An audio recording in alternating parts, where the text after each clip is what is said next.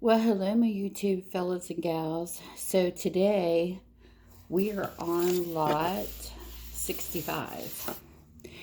And this is still romance, and you get 10 books for $2. And we're going to probably finish the year with romances. So this is book one. It's called Endless Seduction by Rosalyn Alsobrook. And this is a 1992 copyright. This is what the book looks like. This is what it's about. Why was that man pointing a gun at her? Lovely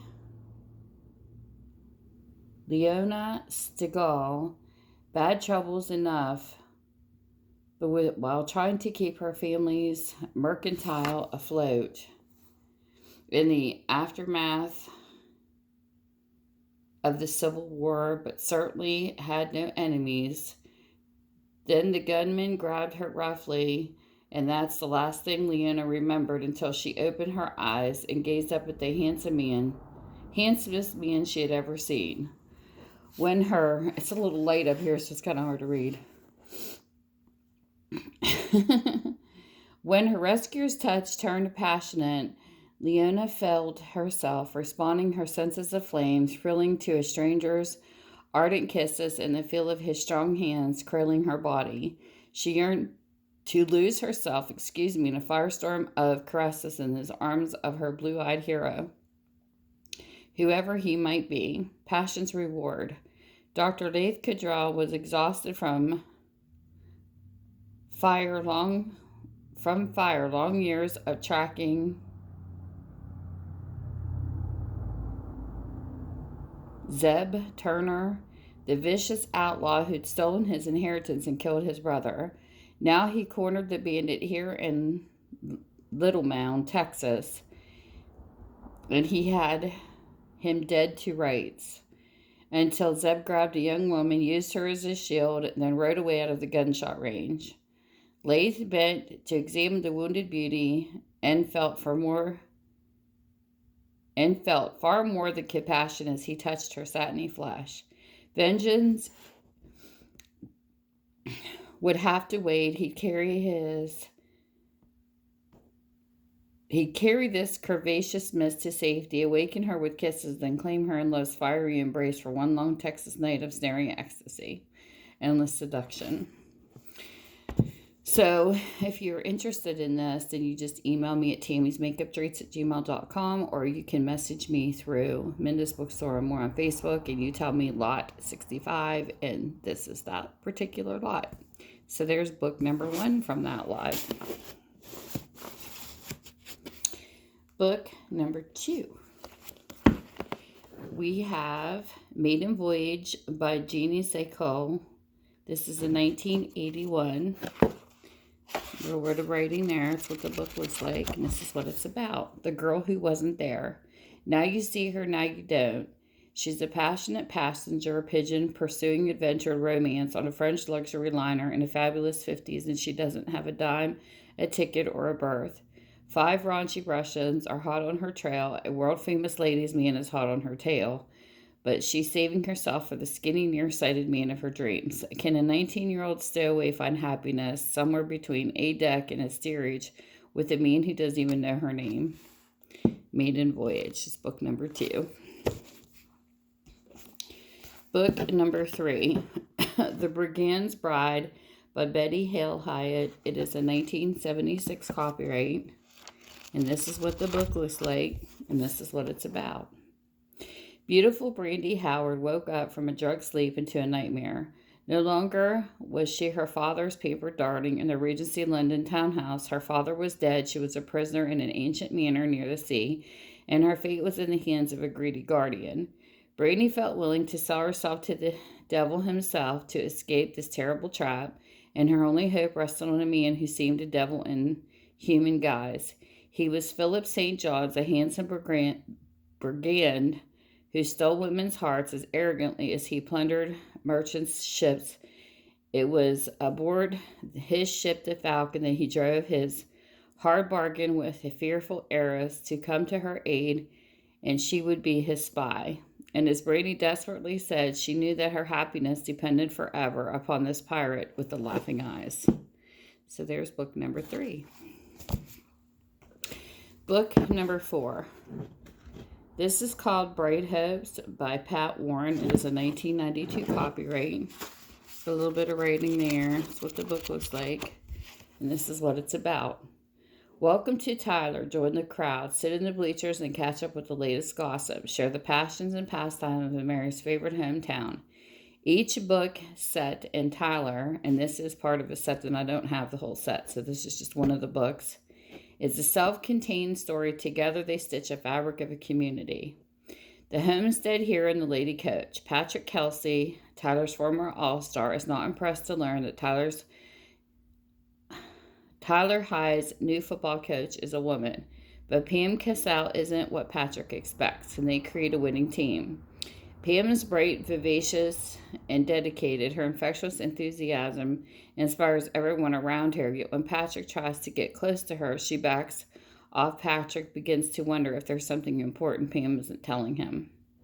So each book is a story, but they all weave into a mystery. I think I read this whole set before, but this is just one of them. So there's that one. That is book number 4. Book number 5. This is called Tame Me Not by Michele Hauf. This is a 1999 copyright. A little bit of white out or something right there. That's what the book looks like, and this is what it's about.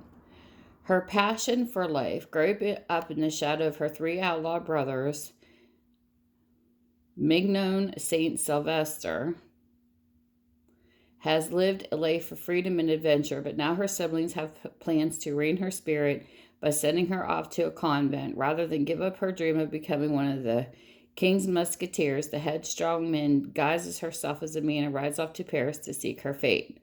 Cut straight to his heart. While stealing bread, Min is cornered by a dashing musketeer. Chevalier Chancery Lambert is shocked to discover that the skilled swordsman he fights is a swordswoman, and a lovely one at that. Though Chance is on a personal mission to capture a band of notorious outlaws, he finds himself enthralled by the raven-haired beauty, and when he reaches out to touch the fire in Min's soul, he takes her to the heights of ecstasy where life and love will never be the same. So there is book number 5. Book number 6. This is called This Time Forever by F. Rosanne Bittner. It is a 1989 copyright. This is what the book looks like, and this is what it's about. Lily, in a land filled with promises, she reached for the rainbows and the stars. Yearning to leave the impoverished life in Scotland, beautiful, bewitching Lily Brannigan took a desperate passage to America, sailing with a group of Mormon converts to the Promised Land. From the ordered streets of Illinois settlement to the lawless Rocky Mountains, her search would be fulfillment and desire. Her path in the tumultuous course only a deep-feeling woman would dare to follow. She first found passion in the arms of a handsome, chaste Mitchell. Nothing could make her doubt his promise to love her forever until he rode away without a trace. But heartbreak could not keep Lily from her dreams. Journeying westward, she linked her life, but not her heart, to others. She sang and used her glorious voice to win fame in a fabulous business empire in a wild and woolly mining town. And she lived her life with vision and courage, even when a deeply buried secret threatened to destroy everything she had in the memory of the man she loved. Hated, and could never forget haunted her. So there you go. Book number 6. Book number 7. This is The Lady and the Falconer by Laurel O'Donnell, and it is a 1998 copyright. This is what the book looks like. It's got a little bit of white stuff in it. Looks like white out. And then this is what it's about. Avenging Warrior. Logan Gray was just a boy when he barely escaped the massacre that left his family murdered. Now, after 13 years, he was ready to seek vengeance on land Fairdale, a man responsible for ruining his life. Logan posed as a falconer to gain entrance and lay siege from within, but as Castle Fulton fell, Logan was betrayed by an ally and by his raging desire for a fiercely beautiful daughter of the enemy he had vowed to destroy. Ravishing prize, with breathtaking recklessness, soulless Fairdale declared her hatred for Logan, then snuggled a dagger to him through the dungeon's barred door. As he made his escape, she followed him, running from a forced marriage. But even a passion that bordered on madness could not keep her by Logan's side. The nobleman who claimed solace at the spoils of war is determined to have her, and Logan must risk his life for the seductive beauty who ignited a passion more perilous than war. So there you go. It's book number 7.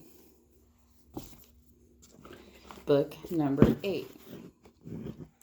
We have A Heart Speaks by Lavyrle Spencer, and this is a 1983 copyright. That's what the book looks like. And this is what it's about. Since the publication of Hummingbird in 1983, your response to my book has been gratifying and overwhelming. It is more than anything else had prompted the decision to bring back 2 of my titles that have been out of print and unavailable for some time. Those of who missed them the first time around kept asking for them, kept demanding that be published again. Your assistance has relayed to the publisher in New York who listened. So it is in response to your request that Joe brings back the single volume, Forsaking All Others, and A Promise to Cherish. This is from the author. So this book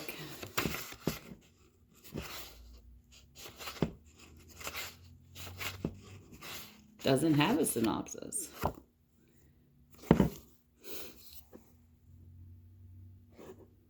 It just has a message. It says, you will never forget the incredible beauty and the sensitivity of Lavyrle's gifted pen. So, Heart Speaks.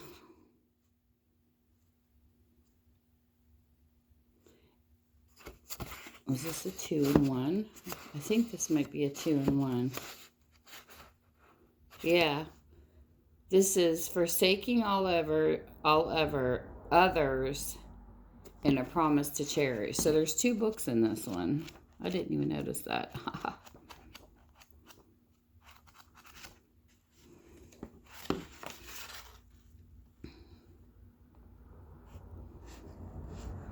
So that is what this is. Yep, it's 2-in-1. These love stories are not new, but they have endured. Thank you, kind readers who have waited so patiently for their return. My unending thanks to you for your lasting support, which has made all of my books bestsellers over the years. Well, isn't that cool? So we get a letter instead of a synopsis. So anyways, if you are interested, you get 2-in-1 in this one. And this is book 8. Book 9 is Lighted Windows by Emilie Loring. This is in 1980.